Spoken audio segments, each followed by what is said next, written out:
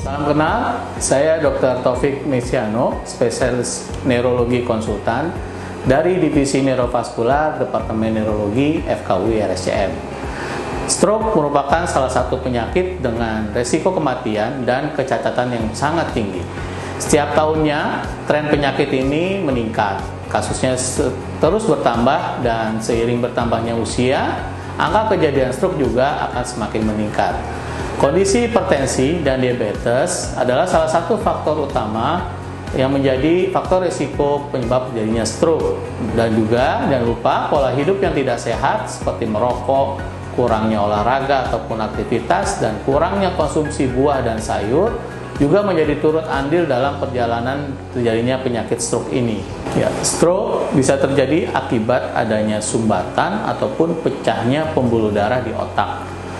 Nah, sumbatan ataupun pecahnya pembuluh darah di otak ini akan menimbulkan gejala yang kita bisa kenal dengan segera ke RS, di mana se-nya adalah senyum tidak simetris di salah satu sisi wajah kita, ataupun kita ada riwayat tersedak ataupun sulit menelan air minum secara tiba-tiba, dan G-nya adalah gerak separuh anggota tubuh kita melemah secara tiba-tiba atau lumpuh setengah badan.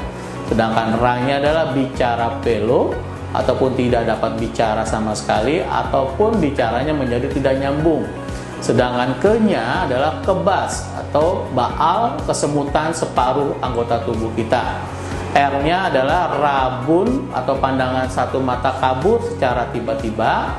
Dengan S-nya adalah sakit kepala hebat yang muncul tiba-tiba dan tidak pernah dirasakan sebelumnya, dan bisa juga terjadi karena gangguan fungsi keseimbangan dari tubuh kita.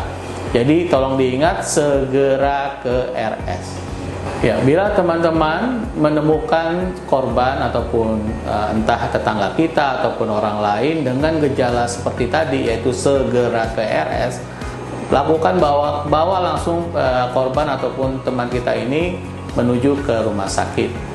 Karena kita ingat bahwa untuk penyelamatan dari kasus stroke ini adalah segera ke rumah sakit, di mana ada periode emas yaitu 4,5 jam setelah kejadian stroke terjadi, di mana tenaga kesehatan ini dalam waktu 4,5 jam dari kejadian stroke tadi bisa melakukan berbagai tindakan, yaitu diantaranya adalah tindakan trombolisis dan tindakan trombektomi. Tindakan trombolisis ini adalah pemberian cairan untuk meluruhkan bekuan darah melalui pembuluh darah kita, dan itu melewati cairan infus sehingga bekuan darah di otak bisa menjadi luruh.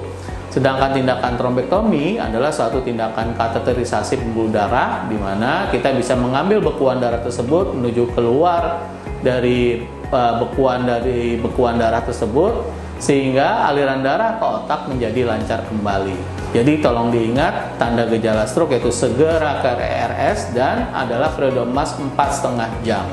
Ya, semakin awal kita mampu mendeteksi pasien stroke, tanda dan gejalanya, dan kita segera membawa ke rumah sakit, maka akan semakin baik pula nanti outcome dari pasien stroke ini. Jadi tolong diingat, setiap menit dapat menyelamatkan nyawa, dan mari kita kenali sejak dini tanda dan gejala stroke, dan selamat memperingati Hari Stroke Sedunia.